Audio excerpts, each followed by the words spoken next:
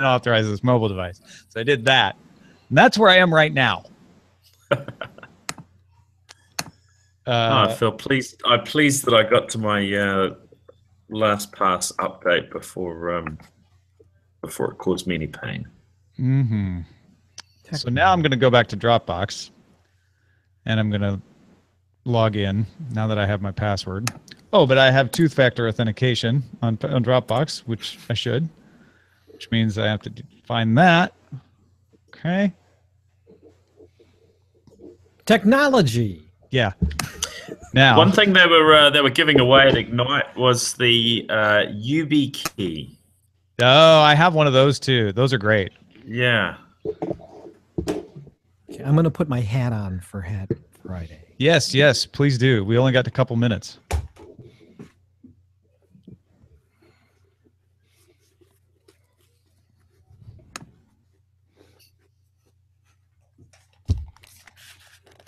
All right, I'm set. I'm only going to have this on for a few minutes. Oops, sorry. That'll be all right.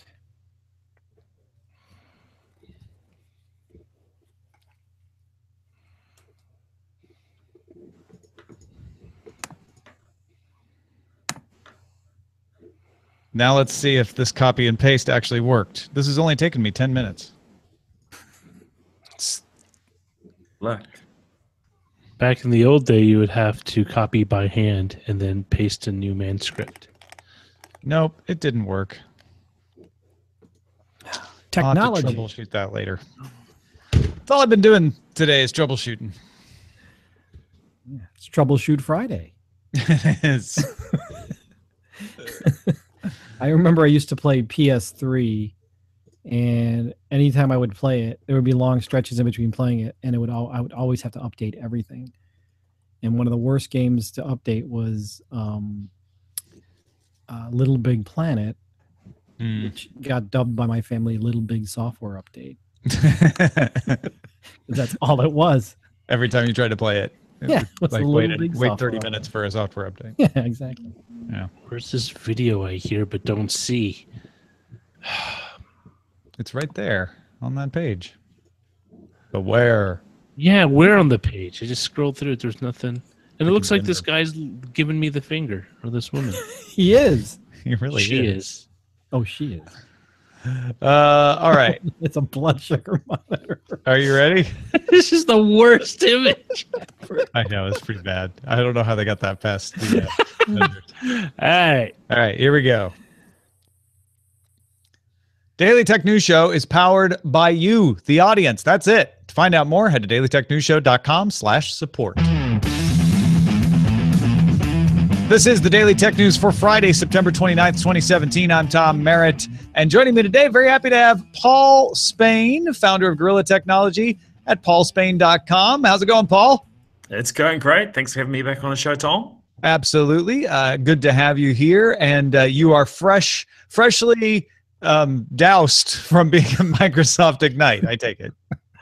That's right. The fires are all out and I've survived. Yeah, it's been an interesting week. Lots going on. Yeah, so we're gonna wrap up a little bit of what Paul saw on the ground over there at Microsoft Ignite. Len Peralta here with the enviable task of illustrating what Paul and I talk about regarding Microsoft's new productivity and enterprise enhancement solutions. You know, there is not anything that I can't take on that I can make interesting. So you can hold me to that. And if I don't come through at the end, you can flog me or something. It's absolutely true. You come through every time. I'm always stunned, and I can't wait to see what you come up with. Let's start with a few tech things you should know. BlackBerry reported record software and services revenue of $185 million in Q2. Now, total revenue was down, but BlackBerry reported a profit of 4 cents a share compared to last year's loss of 71 cents. Uber CEO Dara Khosrowshahi will meet with the head of Transport for London on Tuesday to discuss the renewal of the Uber license there. And the US FDA approved the Abbott Freestyle Libra Flash Glucose Monitoring System. It's the first blood sugar monitor that does not require you to prick your finger. The device uses a sensor attached to the upper arm.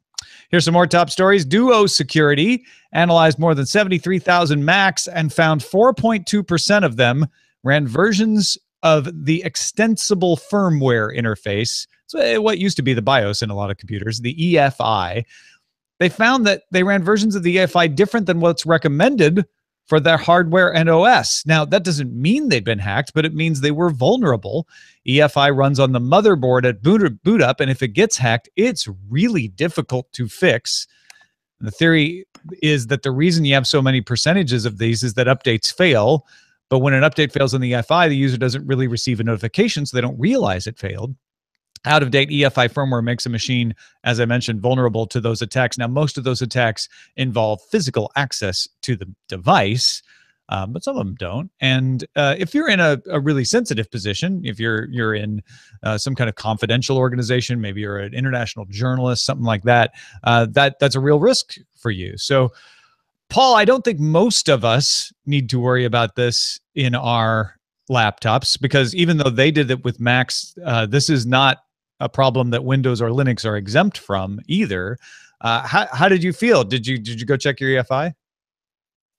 No, not on what I'm using at the moment because I'm not on a Mac. But my pick is that probably the risk is greater on other platforms than it is on Mac, because Apple sort of control the whole lot start to finish. They're pushing out those EFI updates on a regular basis.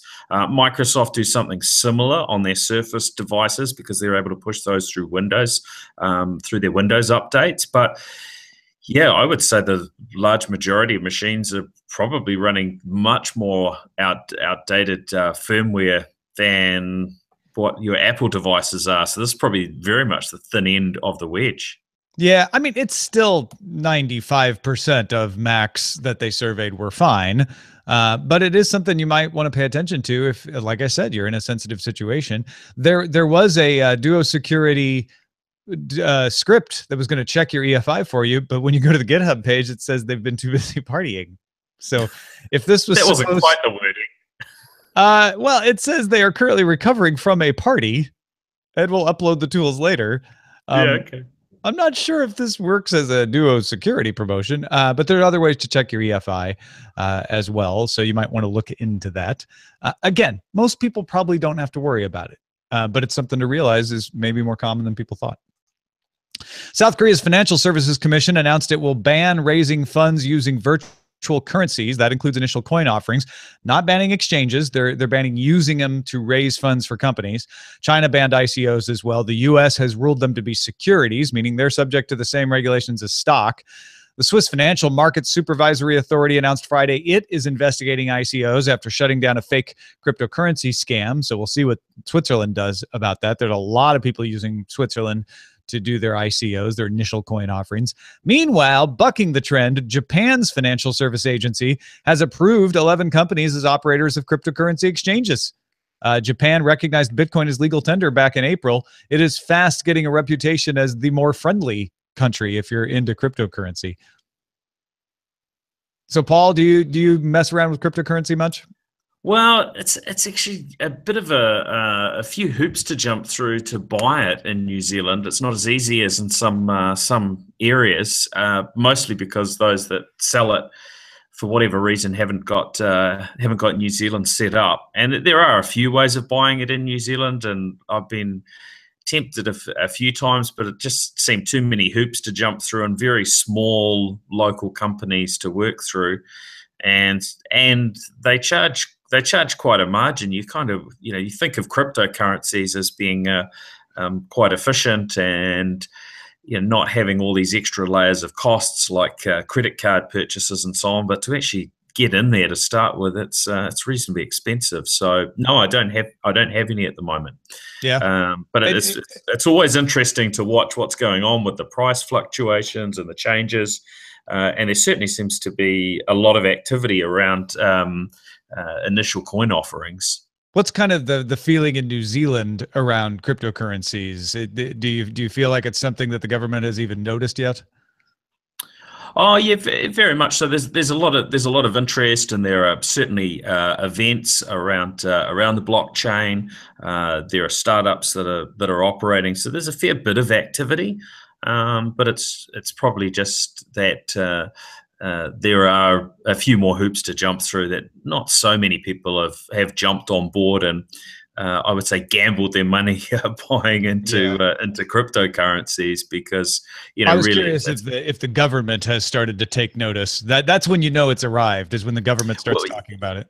Yeah, I mean, no, we haven't seen any sort of activity where they're blocking it. They seem to be pretty forward thinking from a technology perspective. The current government, and I would imagine that New Zealand will probably be a reasonably relaxed place ongoing about it.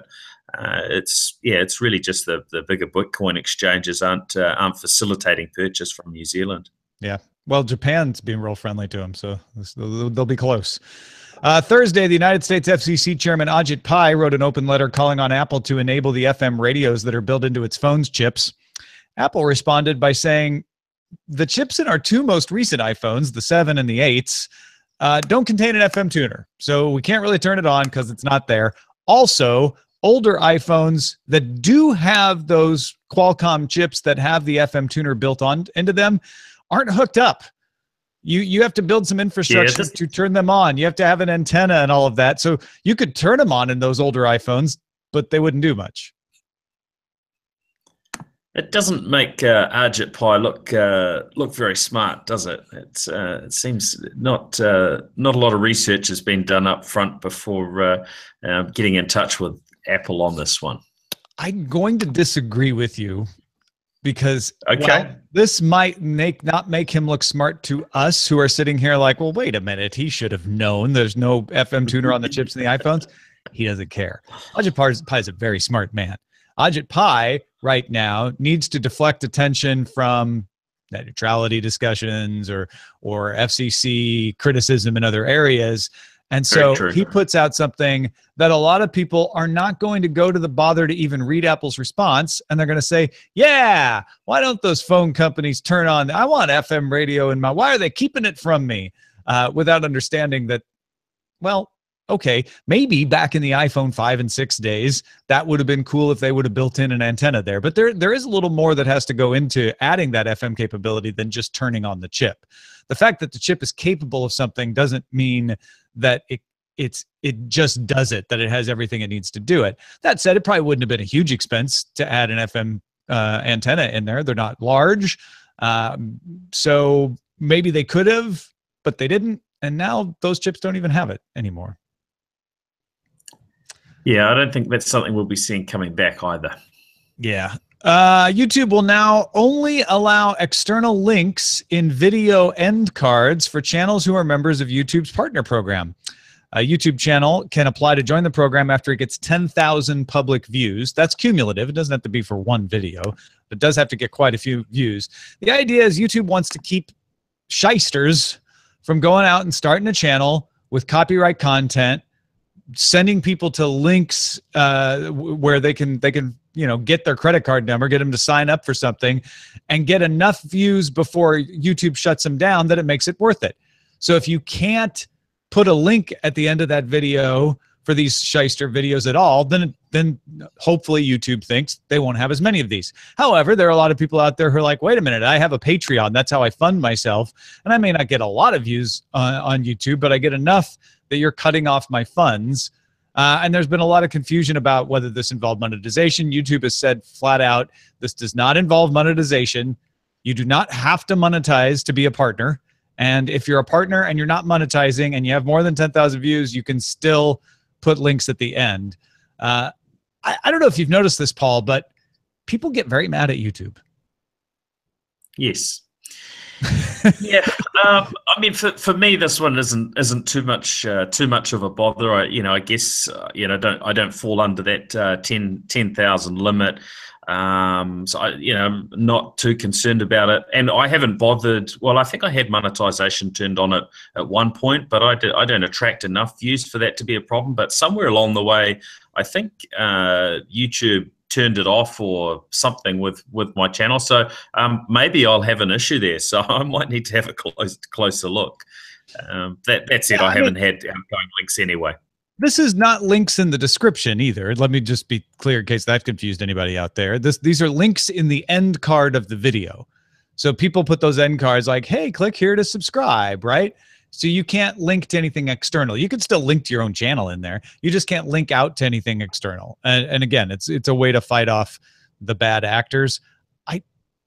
I get where if you're a low view channel, you don't have 10,000 views, or maybe you just don't want to enter the partnership program where this is slightly annoying. You can still put links in the description, but they're not right there in front of people. But I don't think YouTube was doing this to cut off anybody. I certainly don't feel targeted as somebody who funds my show through Patreon and streams on YouTube, but that's just me. Nikkei reports that sources tell it Apple wants to reduce reliance on Intel and Qualcomm for chips. The report says Apple's supposedly researching its own baseband modem chips. Apple did hire Qualcomm's modem chip engineer Essen Terzioglu in May. Apple's also supposedly considering replacing x86 processors in laptops and desktops with ARM-based designs, like it does with its phones and its tablets. Apple wants to build, supposedly, according to Nikkei, core processors for notebooks, modem chips for iPhones, and a chip that integrates touch, fingerprint, and display driver functions. This is believable to me. Nikkei is a fairly reliable source, and Apple has been taking over chip design, first with the A processors for the mobile devices, and then next with the image processor, the graphics processor, and the whole thing with Imagination Technologies, which has now had to sell itself because they were over-reliant on Apple buying them. I would not be surprised to see this. What about you, Paul? Yeah, no, I wouldn't be too surprised either. I think when they first acquired their own, chip company, I can't remember how many years ago, that was. That was a little bit of a surprise back then. But look, they've invested a whole lot of money in ARM, and if they continue down that track, it would seem to be a fairly natural sort of path, actually. Yeah, doesn't mean that they would be able to get rid of Intel chips entirely in the short term, or that they would be forcing that. But look, the ARM processors are very, very capable, and would probably do a great job in just about any typical sort of day-to-day Mac. Maybe not quite so relevant in the higher end machines for 3D work and so on, right? Yeah, Mac Pro and MacBook Pro, I don't think would be the same product if they had an ARM processor inside. Well, I think that would make a natural product delineation for Apple, right? Yeah. Because then they can just, the great thing about that is then they're on their own time scale. They're not, and Apple's had this issue before, back when the Power PC days and the G3, G4s, they were on IBM, Motorola schedule. Now they're on Intel schedule. If they can get a lot of this stuff in-house, then they're running on their own internal clock, and that means they can maybe better plan their product lines, product releases, product launches, or whatever, to coincide with their own internal development without having to wait for a third or second party to deliver the goods. It could also be part of a path towards a touchscreen Mac that maybe is more, I don't know, some sort of merger between iOS and Mac OS. Just a thought. Yeah, that could be that middle product delineation that Roger's talking about. And by the way, if you didn't understand who that was, Roger Chang, our producer. Oh, I'm the producer. Who we didn't introduce at the top of the show because it didn't say. I didn't write myself in. I forgot. Hey, folks, if you want to get all the tech headlines each day in about 5 minutes, be sure to subscribe to dailytechheadlines.com. You can get it as a podcast at dailytechheadlines.com. You can get it on the Amazon Echo again. It's back to working. So if you bailed on it, I ask you to please reinstall. Try it again. It works now, I promise. You can also get it on the Anchor app, which you can find in the iOS and Android app stores. Well, iOS app stores. Anchor. Just go to anchor.fm and your web browser, and that'll tell you all the places where you can probably go install it. That's a look at the top stories. It's totally in the Android App Store. I don't know why I had a blank there for a second. All right. Microsoft Ignite was earlier this week. We talked about the fact that they introduced a quantum computing language. We talked about the new Microsoft 365 introductions. We're going to ask Paul a little bit more about those in a second. But also, one of the things that's coming out this week along with Microsoft Ignite is Satya Nadella's got a book. When did he have time to write a book? It's called Hit Refresh. And Paul, you've got your hands on it. I know you've only gotten a chance to look at a few pages so far, but what do you think? Yeah, no, I had a look, and it seems to be from those that have jumped in and read it. As I say, I only read a few pages, but yeah, it seems to be an interesting read, and it talks about such as sort of personal life story, and a lot about the changes that really have gone on at Microsoft. He talks about, I guess, the things that he's led in terms of change at Microsoft, and yeah, I think there's been some pretty big sort of cultural changes there, as well as the change from previous leadership to him. You've got someone there who's a lot more technically inclined and really is leading the company in quite a new direction. So there's some pretty interesting insights there. I don't know how well this will sell, but I would imagine he's a popular enough figure and a figure enough people are interested in that he'll probably see it being something that helps Microsoft tell their story a little bit better, which I think it's fair to say Microsoft probably haven't done a very good job over the last few years, and they're not the coolest tech company out there, although they've been probably heading in a much better direction over certainly the last 3 years or so since Satya Nadella's been in that CEO role.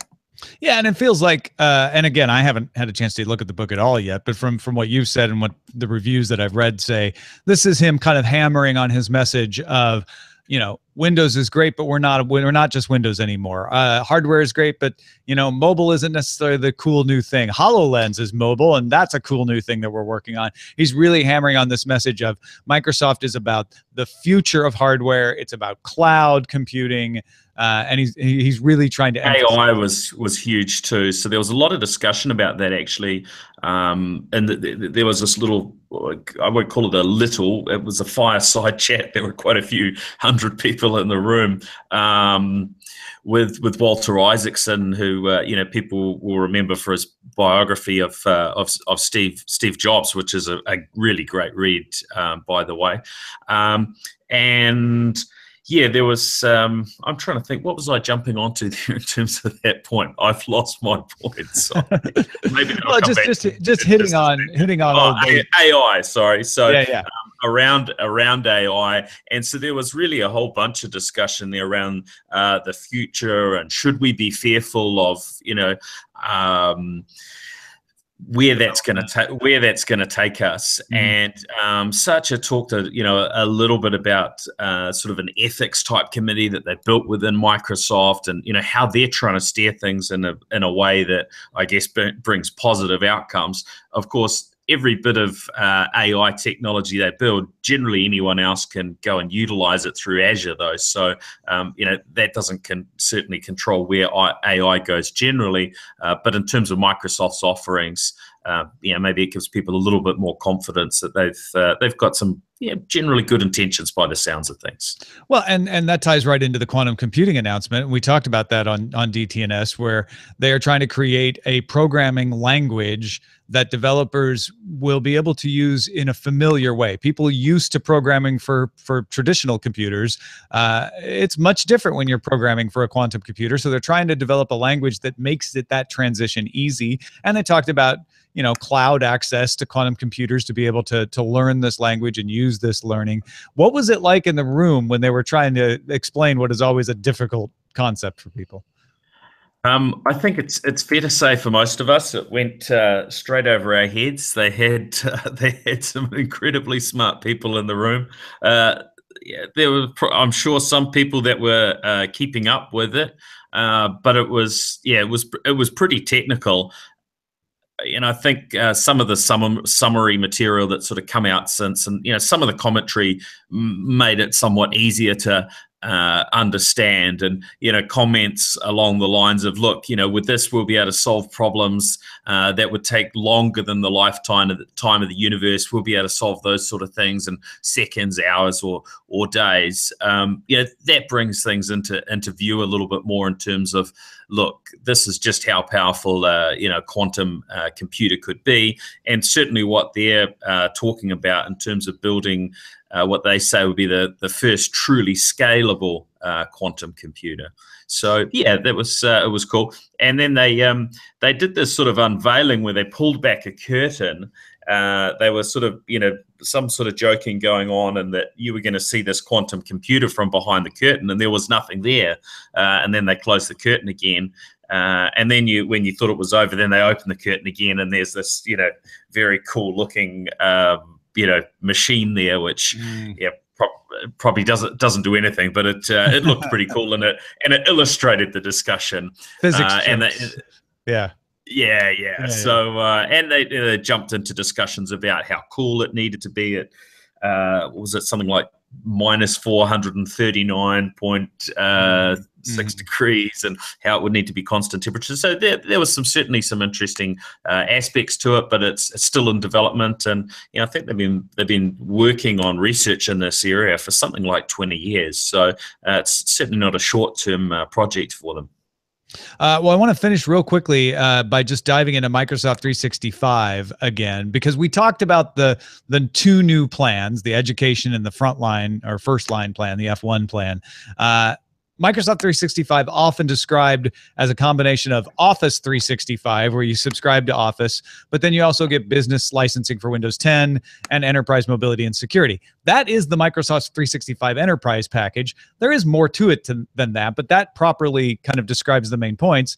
But there's also Microsoft 365 for business, which includes a terabyte of file storage, a 50 gigabyte mailbox, Microsoft Teams, Outlook Customer Manager.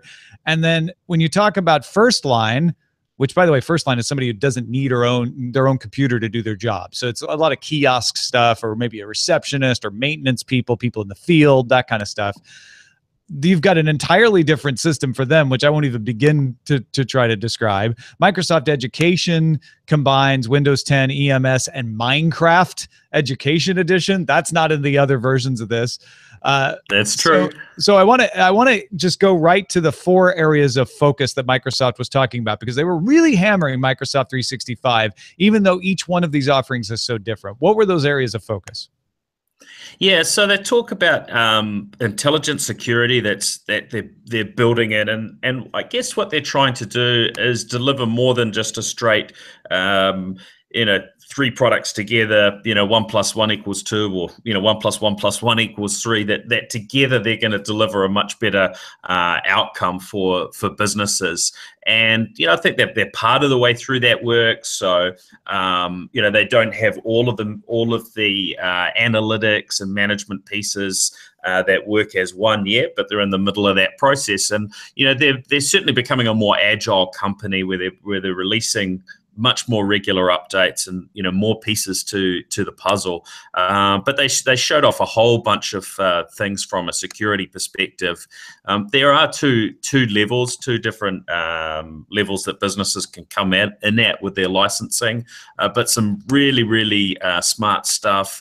They talked about an acquisition that they did just 2 or 3 months ago, that they've already worked that new technology from an Israeli cybersecurity company to the package. The other things that they talked about was deployment and management of all of the pieces. So making that a whole lot easier to actually roll out and get Windows out there.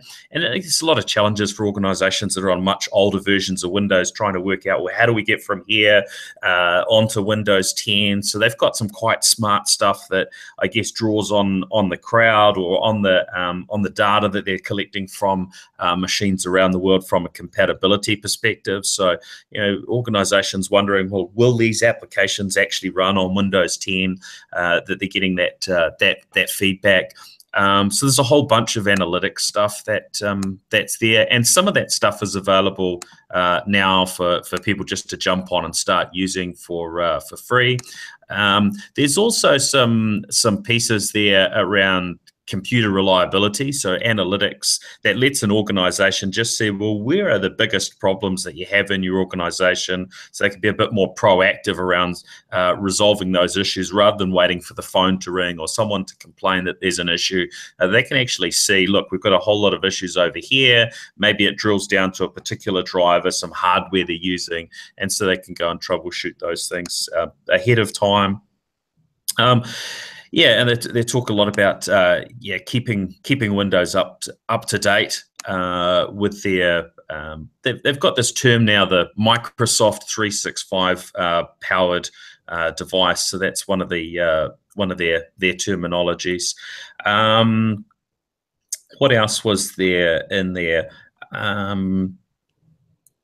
I think they're really highlighting sort of the regularity of their updates. How we've gone from the old school Windows, which was updated every 2, 3, 4, 5 years, to that they're very much committed to these updates every 6 months, and they've banged on about kind that, of halfway between Service Pack and full operating system. Yeah. Yeah, it seems like Microsoft 365 is really Microsoft saying, we just want you to stop buying software. We just want you to subscribe, and we'll give you everything you need. Just give we'll set a budget. You'll know exactly what you're going to pay, and then we'll just deliver all the software that you need. Yeah, and I mean they even referenced that they're trying to encourage people away from maybe like buying all sorts of different bits and pieces from different vendors for security and so on, suggesting that not that they can always do it better in every case than the sort of best of breed offerings, although they did highlight how well, because of the tight integration between the pieces, they can do, but just that simplicity. And so they compared sort of the traditional or classic sort of running of IT compared to what they're calling modern IT, where people have multiple devices, and the devices can be personally owned or they can be owned by their organization, where people, rather than running sort of on-premise traditional sort of corporate applications from their local networks and servers, are SaaS apps and cloud managed apps, where things need to be rolled out in an automated manner, run proactively, and self-service for people to install their own applications. And there are a bunch of interesting pieces around that. They've got a new way of deploying Windows for users in an organization, where basically people will be able to, somebody will get a brand new machine that hasn't gone to an IT department at all. They'll be able to log in with their credentials that are linked up to Microsoft's Azure in the cloud, Azure Active Directory, and basically a machine will be able to do the bulk of the key pieces itself in terms of installing software and configuring software. It just gets deployed straight from the cloud, right? Yeah. So they're calling it autopilot. And look, I think that's going to be really, really handy for people. But behind the scenes, there are some hoops to jump through for organizations to use that. It won't just be available to everyone. It's more aimed at larger organizations, and you've got to have hardware that's sort of keyed back, so Microsoft knows when a particular machine is turned on that this is one that's geared up to do that, rather than just being something you've walked into a retail shop because you're on the other side of the world, your laptop got stolen and you need a new one. So it's not quite as easy as that, but it's certainly going to make things easier in a lot of cases. Well, there's so much more to find out. We'll have some links in the show notes. And of course, you can check out paulspain.com for Paul's own coverage of this. Thanks to everybody who participates in our subreddit. You can submit stories and vote on them at dailytechnewsshow.reddit.com, and talk about all this stuff in our Facebook group at facebook.com/groups/Daily Tech News Show. Before we get out of here, let's check in with Len Peralta. What have you been drawing, Len? Sorry, you caught me off guard. It was, I said at the top of the show that I will try the best I can with anything you do, and as the main story. And this is what I came up with. I took it looks like a Microsoft ad, and we were kind of talking about it at the top of the show with Paul about being on fire, but it's about Ignite. And Microsoft 365 is igniting you 365 days a year. Yeah, literally are on fire. Literally on fire, covered in bandages. Yes. So hopefully this will, strike a chord with the developer group out there who believes that Microsoft is going to set them on fire. Who knows? Well, thank you to Microsoft for taking me to Ignite this year. He is on fire with thanks. He is. Check it out, lenperaltastore.com, of course, or you can find out all kinds of cool art, all of the stuff that he does for DTNS and all kinds of other stuff. Go check it out. Yeah. Actually trying to come up with another little fun poster for the end of this year. So I'll be thinking about that too. So I'm looking forward to that. Cool. All right. Paul Spain, thank you again for sharing your insights from Ignite. And I've mentioned paulspain.com, but anything else to tell people about before we get out of here? I'm working on a new podcast project at the moment, which is called Disruption Playbook. So I was in India last week, met with Ford's futurist there, had some interesting discussions with Microsoft this week, and I'm sort of on the lookout for other companies that are doing innovative things and disruptive things, and I'm putting together, I guess, discussions with people on those sorts of topics of innovation and disruption and transformation. So it's going to take me a little while to put this stuff together. It's going to be a bit more of a produced format than this sort of style of show, which is what I usually do. But I'm hoping to have first episode online the next few weeks. All right. Keep an eye on it, paulspain.com. Also, big thanks to all our patrons at patreon.com/DTNS, everybody who supports the show, for getting us to our milestone. And on Monday, Sarah Lane joins the show with Ms. Veronica Belmont and Roger and myself. So be sure, don't miss that one. It's coming up on Monday, October 2nd. The new it's not even a new format. It's exactly the same show, but with Sarah. So come enjoy that, and huge thanks to everybody who made that possible and keeps making it possible. We're going to have a roundtable show at the end of this month for the first time, and we'll have a full roundtable every month. And in fact, if you get us to the next milestone, we might even have 2 of those. So big thanks to everybody at patreon.com/DTNS.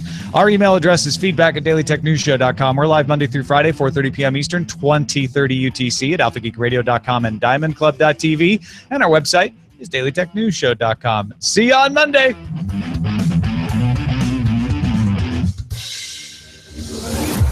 This show is part of the Frog Pants Network. Get more at frogpants.com. Diamond Club hopes you have enjoyed this program. All right. Good show, you guys. Thank you. Nice. Thanks. I should have been looking at the notes. I thought there was going to be a message of the day, but there wasn't. We were running a little long, so I called an audible and caught you. Sorry. Did I talk too long, Tom? No, it's fine. We have an adjustable lineup for just these situations. I need to have a sign to give Len. That's all. No, I just need to be looking at the. I usually have it up. So, but I wasn't. Of course, you didn't today. The one day that I don't look. I knew that. That's why I was like, haha, I'll get Len. I was like, where's the message of the day? What are you creating, Len? What are you drawing in? Photoshop. Okay. Yeah, Photoshop, and I just use a Cintiq, so it's fun. I'm kind of the fun part. I'm like the fun. You're the fun one in the boy band. The fun uncle, right? The funkle. Right. Tom, the serious one. Roger, the skeptical one. Len, the fun one. The fun. And Sarah. I'm always impressed at how quickly you both get the idea and you pull it together, and there's always something good. No, I know, it's crazy good. All right, you want good? Let's go to the titles. Oh, yeah. Yes. We have Apple. Paul, I know you may have other things you need to get to, so drop off whenever you need to. No worries. Cool. Yeah, cool. Apple wants its own chips. Salsa coming soon. We didn't start the fire. Microsoft Ignite did. Ha. It's such a horrible song, I think. I'm going to get a lot of angry emails. People get very mad at YouTube. I like that one. You do? You like that one? I thought it was funny. People get because very it was mad at you. Paul's response to that, which was yes. Yes, they do. Sorry. I mean, what are you going to say? Reports of BlackBerry's demise have been greatly exaggerated. Agitating for FM radio. How did we not use agitating for net neutrality? That's really good. Don't Prick Your Finger. Satya Nadella is a hit, refreshing new book. It's the recap to Ignition that got Microsoft wishing. Eufy is iffy. FDA approves less pricks. Microsoft ignites the 365 fan base. Ajit Pai gets an apple pie in his face. Not sure. Apple tries to strong arm. No, we've tried that. We've had that one before. Which one have we had before? Apple tries to strong arm Intel. Like we've used the arm, strong arm. Yeah. Apple's return to risky business. AI ethics, the new frontier. Quantum overload. Quantum of bollocks. Microsoft. That's not gonna get us. We're gonna get picked as advertisers won't want to be too near you on YouTube. Microsoft says stop buying software. Advertisers don't like. Click, click, click, click. No, we get this all the time. We get marked as, this episode is not appropriate for advertisers. I have no idea why. No idea why. But now because you said Sandra Bullock, they're going to think, oh, is that a bad word? The AI is broken. That's the problem. It's just it's oversensitive. It doesn't want to make a mistake because they've gotten in so much trouble that it's overcorrecting. And so it's like, oh, I think I heard something. It's easier and less costly to them to follow up with people who have filed a petition. Nobody will file it. I mean, I file it every time, but I'm unusual. Probably. But I mean, legally, I mean, it's less risky the way they're doing it right now. Apple wants its own chips, also coming soon. Illegal. It's not a legal thing. It's an advertiser thing, but it's the same principle holds. It's just easier for them to overcorrect. So we didn't start the fire. Microsoft Ignite did, and Apple wants its own chips, both at the top, and DTNS introducing Roger Chang. I like we didn't start the fire. Microsoft Ignite did. Microsoft Ignite did. No, that's fine. Apple's always wanted its own chips. And Salsa. Apple chips. They're not as tasty as they sound. Because when you think of apple chips, you're thinking like, dried apples are kind of gummy. I heard someone kind of groaning about we didn't start the fire. Is there another opinion? I don't know. Yeah. You're not a fan of Paul's not a fan, I could tell. Maybe if I sang it. Yeah, I expect there to be a bit of, I don't know. What would I say? Cheesiness in some of these titles. That's kind of part of the fun. It's okay. It is. Apple wants its own chips, also coming soon. Is about the same. The same thing. Yeah. No, I'm cool with it. All right. So wait. So we going Apple chips or Billy Apple Joel just title? Pulled ahead in the vote. Yeah. I'm kind of because I accidentally clicked on it. Oh no, I didn't click on that one. I can only click. What? We got some online voting here? Yeah. Showbot.tv. That's where Roger's reading these from. BOT.TV. I'm going to now. Don't let this go to your head, people. I'm not going to always respect the popular vote. Okay, I'm just like the United States in that respect. But today, although I am going to overlook that you put an apostrophe in its. That's winning, as I need to make the title right now. Here it goes. It's still on top. Apple wants its own chips. You sound so intrigued. Actually, I like DTNS introducing Roger Chang. Introducing Roger Chang. I did think that was funny. Also, we still have to figure out. The signal for running long on a segment. I usually tell people in their ear that No, I need you in the dock signaling so that all of us can see it. Well, I'm trying. I don't want you. Do you want me to color? I could color it. Maybe that was that you. Maybe did if I highlight the entire dock. Well, that assumes that everybody's looking at it like I wasn't today. Well, yeah, that's true. How about if I turn my little square into a red square? Oh, that's a good one. Let me Like, see. I Let me could see you do that. Where are you? So like just say color red. Can I just do this? So wait. Just let me see this. Start playing the guest off like the enemies. Yeah, start Tony. playing Oscar music. Just start playing music, Roger. So what if I do this? I'm waiting. I can't wait How's to that? see what it There it is. There it You is. can't. No, it's just a giant red square. Where? You can't Let's see it see in my face. I You don't see see it in my face. Oh no! It has that.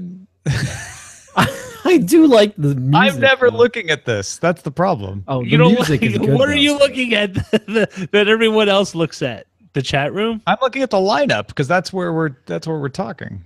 Yeah. He's looking at and the that's fine. lineup.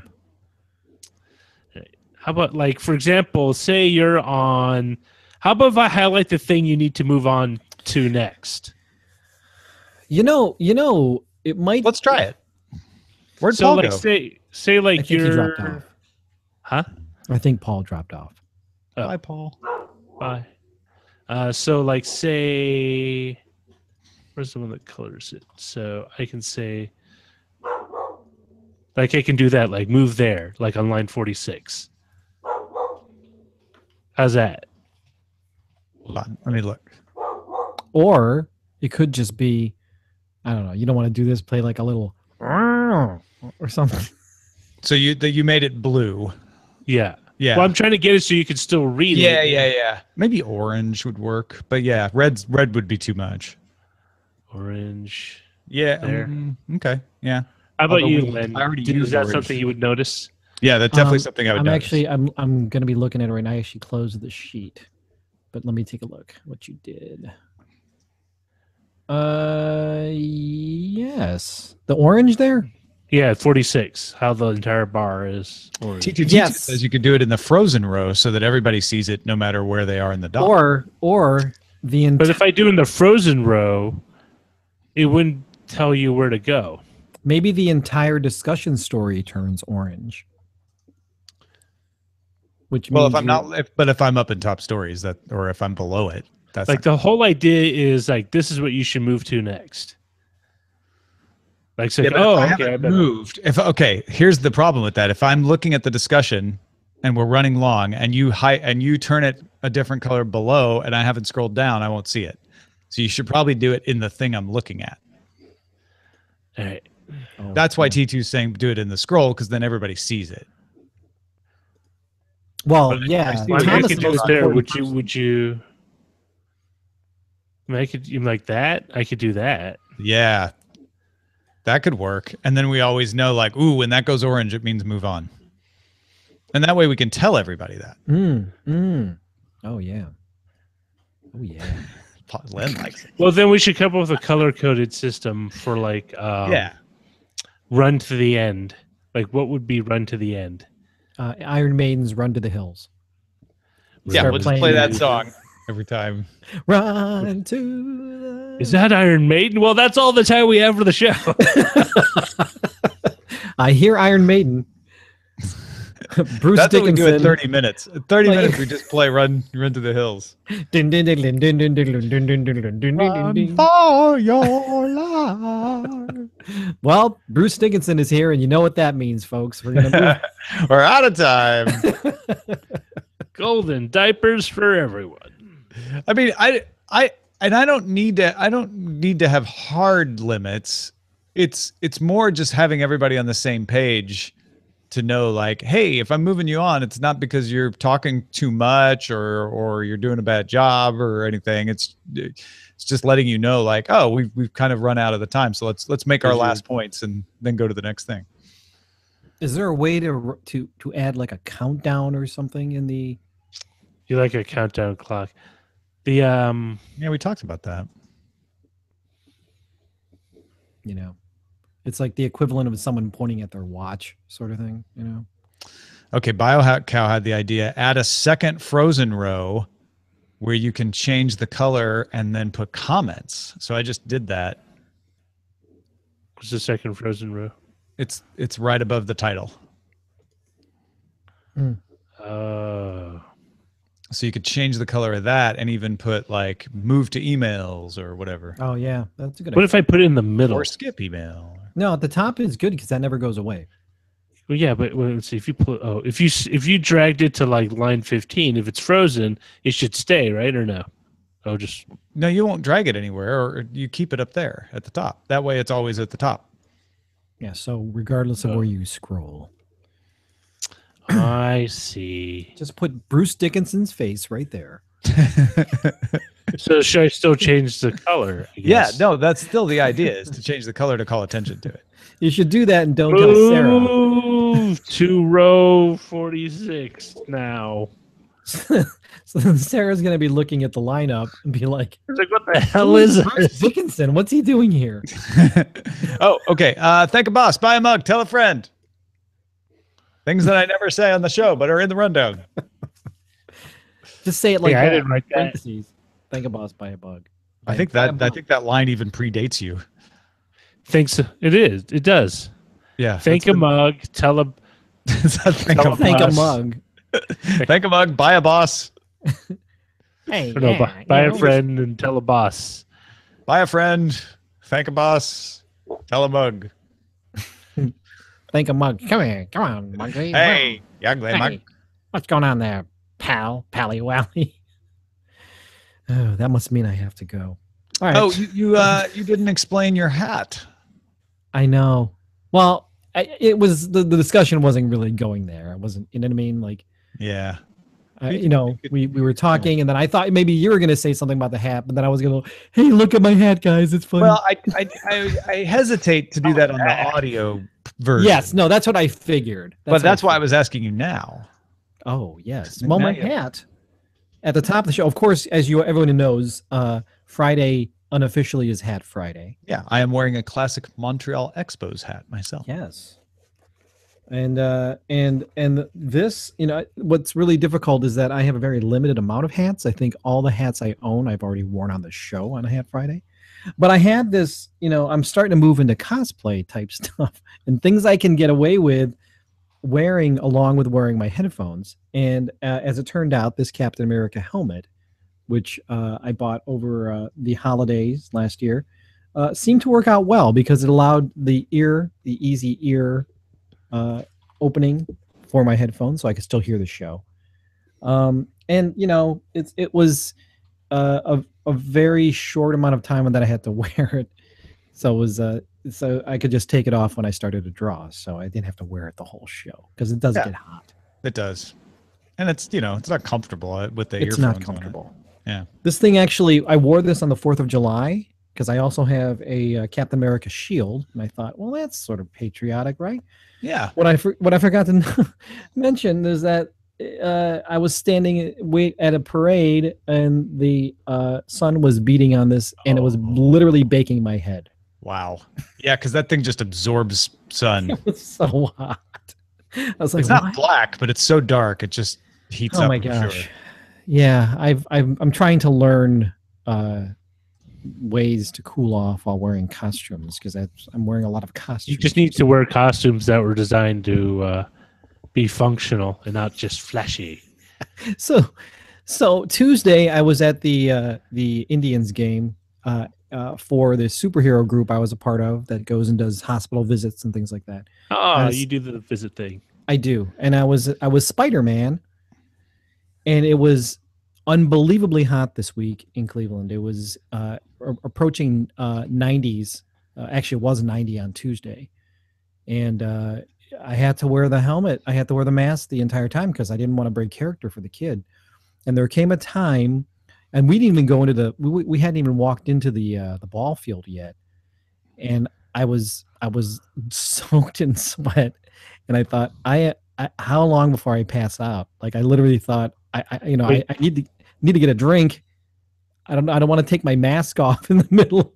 So the Spider-Man mask is like a face thing, like it doesn't breathe at all.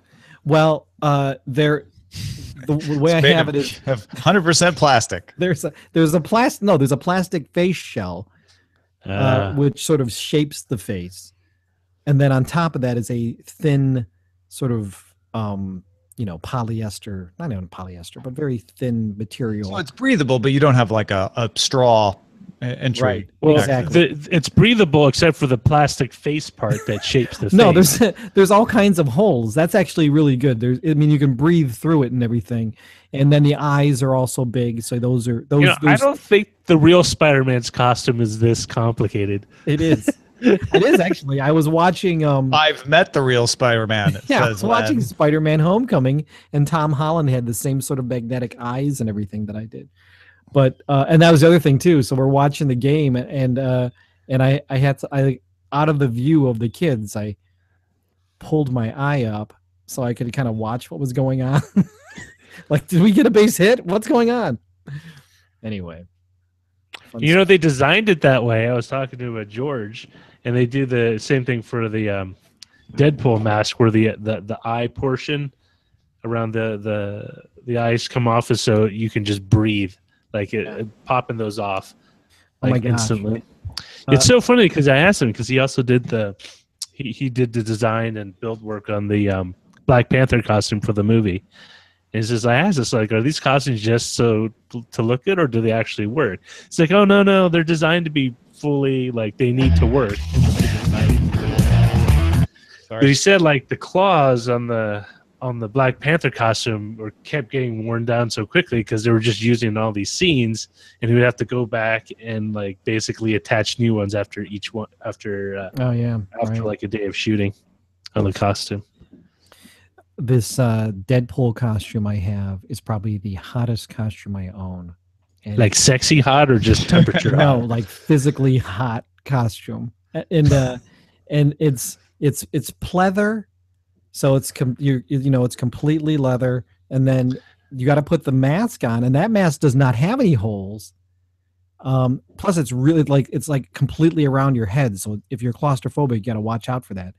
And then you have to like tuck in the neck portion, neck part into your costume. So literally there is no airflow. The only airflow is out of the eyes, which are not even breathable. It's like it's like chicken wire or something. I've always had that issue when they started going to like leather materials for a lot of these superhero movies for the costumes. It's like that's probably one of the most uncomfortable outfits to wear, because once you start sweating in that stuff, it's kind of gross to peel it off and then try to put it back. It's just nasty. Yeah.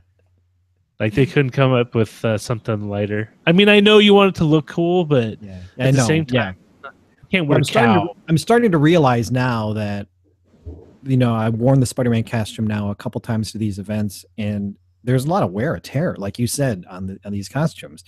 And without going into much detail, there was a point during the game where I had to, use the restroom, and I could not, for about 10 minutes, find the opening into it. So I was stuck in the restroom trying. I'm like, I'm not coming out of here. I don't know what I'm gonna do. I don't know why they make all those costumes one piece. Like, haven't they learned anything from real life use of jumpsuits? Like for the longest time for motorcycle riders, they used to make like a single leather riding suit like they do for races, right? The thing is, it makes it super cumbersome if you're just using it for everyday use and you got to go take a leak, right? Because you have to take the whole thing off. It's like a spacesuit, right? You got to take the gloves and everything off. And my guy's like, nah, it gets really annoying after a while. You just one leather jacket that you could just like take off, hit the head, and you're done.